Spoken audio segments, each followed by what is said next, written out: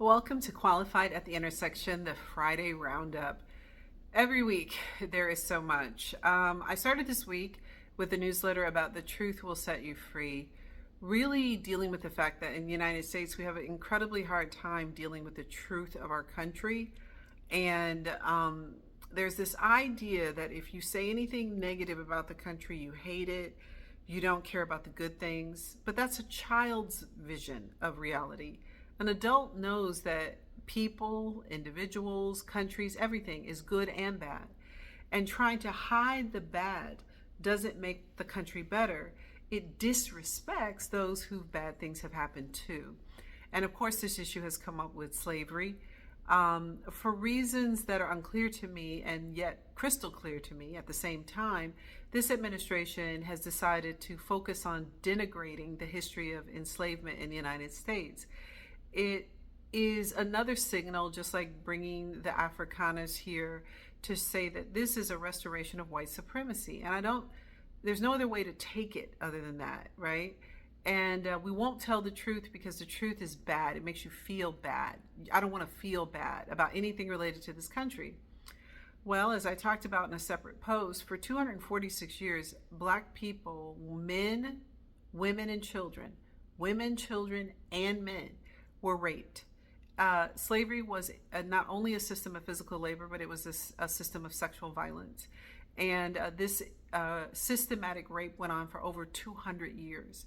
And we know because we bear the genetic evidence of that. I myself have Irish and Scottish ancestry, as well as finding out my famous relative, according to 23andMe, is a Viking found in a cave in the Faroe Islands. So we bear the genetic proof, and it's not a small thing to say that African Americans were raped into a new DNA profile as a result of the systematic sexual abuse here. And so that's a fact. That's just a fact. And it's all right. It's all right. It's all right that it's a fact. There can be good things about the country, but that's a very bad thing. And what happens to African Americans is a crime against humanity. That is the truth. Slavery happened since antiquity. It's been a crime against humanity since antiquity, just as rape has been a crime since antiquity, a crime, even if not recognized, a moral crime. So that was that newsletter. And then I did a newsletter about the crows and how I had gotten a concussion from a crow. And then I watched the movie The Birds, and it was for the birds. And the reason I didn't like the movie was because it really reinforced negative stereotyping around women. Women are just a bunch of foolish idiots who can't figure anything out. Plus, it was a terrible movie. And then I read about Tippi Hedren, the star, being sexually assaulted and harassed by the director, which is just, Alfred Hitchcock, harassed her, and she said raped her, and actually cut a hole in a dressing room so he could peek in at her. I mean, it's just crazy. And you can see the caricature. It was almost a caricature. It was not almost. It was a caricature of women that he directed. Even if I don't know if he wrote it, but whoever wrote it, it was a terrible movie and directed it. And then I did a newsletter about solutions because I know that people want to talk about solutions. They want to know what they can do. And one of the solutions I came up with was, look, a lot of people are on Facebook because they connect to family and friends and people in school that they have lost touch with. They like to see pictures. Engage in that way, but do not feed the algorithm. Don't make comments on articles. Don't click through to ads. If you see something you like, just take the name down and go to the actual website. You can do that. Like, that's a simple thing. I make comments all the time on Facebook because I get mad about stuff. And then I am trying to do a 30-day basically withdrawal from the algorithm. And let me tell you something, Facebook knows people are doing this. That's why they have the bots. They have fake bot accounts to get in arguments with you on the posts. And you can see them because they have like 250 followers or 500 followers or 150, and they have the same pictures. Those are bots. And so the algorithm and the engagement is how they make their money in the ads. And we could just literally boycott the ads on Facebook for 30 days. That would be really recognized. And Facebook should be boycotted in that way. They put Robbie Starbuck, a young man who has no formal education, no knowledge other than hate, in an advisory position for their AI. A man who thinks black people are unintelligent and have no right to have a job before a white person.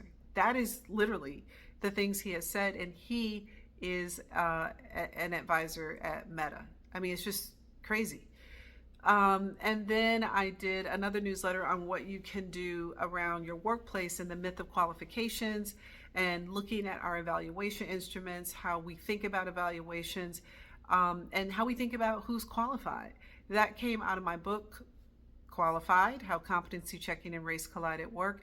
My book has a lot of practical solutions like that. So if you're looking to know what you can do, and you don't need a DEI department, you shouldn't draw any DEI fire for looking very intentionally at how do we evaluate people? How do we decide who gets hired? How do we decide who gets promoted? Are we auditing these things? So these are things you can look at, and that was in a newsletter. And then, some of the things going on to pay attention to. There was something that came out of the administration where the administration has lowered the amount that young people can borrow for college and graduate school combined.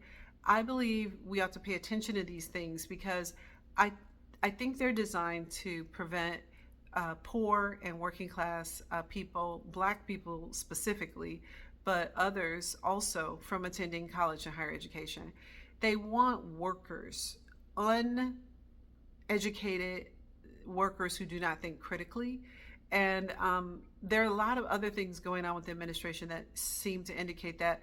On the one hand, they talk about trade schools and community colleges, but they're defunding a lot of those programs, specifically programs to outreach to rural communities. That's diversity, equity, inclusion, by the way, diversification, reaching out to these areas that don't get service and giving them the kind of support they need.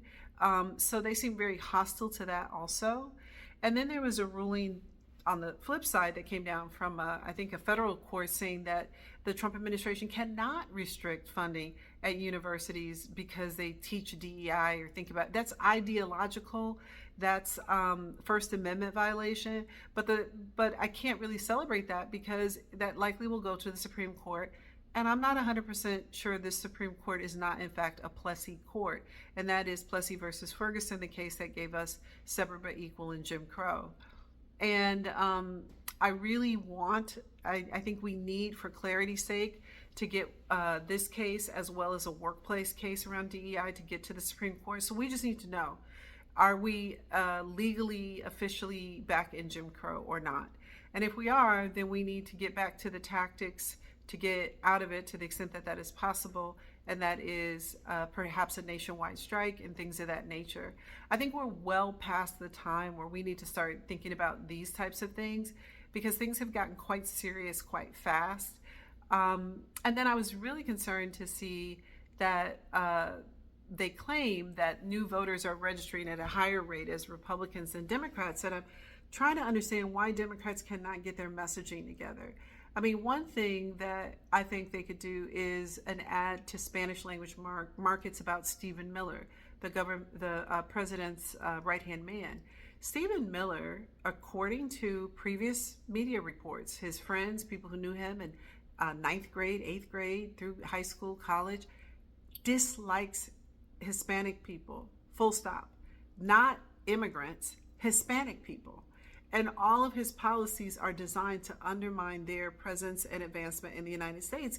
Now, he doesn't like black people. That feels like a given. But I don't feel that enough Latino and Latina people really understand how seriously Stephen Miller. See, in years past, the Republican Party has tried to really make white people, Hispanic people white, bring them into whiteness. But Stephen Miller and MAGA put a kibosh on all that. And people say, oh, it's just illegal immigrants. Oh, it's just criminals. Not in Stephen Miller's world. And I really think that the Democratic Party needs to get that message out there so people understand what they're voting for, what they're participating with. And then, of course, there was the redistricting that happened in Texas, which is very demoralizing. But I know California is fighting back, but this is no way to run a country. This is no way to run a life. And then we have this Prager University that is turned loose in schools to tell them slavery was no big deal, and anything contrary is wrong, and there's nothing wrong with the environment. We can't have 50 states with 50 versions of reality. A union cannot hold like that. And I don't think they wanted to hold. And so, this weekly wrap up is kind of, I wanted to give some hope, some things you can do, and I'll do some more of that, pulling from the book. I put a lot of that in the book. It was really important to me when I wrote this book that I not just tell you what is wrong, but I tell you what is right, and I also tell you how you can get there. So there are a lot of things in the book that you can apply. And again, you don't need a DEI department to do it, but it is exhausting. There's no way around it that we live in this world where people are attacking the fundamental right to exist, to think, to breathe, to know and knowledge. It is breathtaking. It is breathtaking. And it's breathtaking the speed at which this has happened and the level of fear that has settled across this land. I called it a Trump slump. It's not just an economic slump, but an emotional, spiritual slump that is out here. And we have to fight really like our lives depend on it. And I don't think we clearly really get it yet. And that does worry me. But we will keep up the fight here at Qualified at the Intersection. It takes a lot to do a daily newsletter, and I appreciate everyone who supports me, paid subscribers and free subscribers. One way you can help is two main ways, is to subscribe, tell other people to subscribe, whether they're paid or not. Either reaching 5,000 subscribers or reaching more paid subscribers. Either way helps me, because it helps me figure out how to grow this into something that is more sustainable beyond the other work that I do. So I would love that support. And I will see you back next week.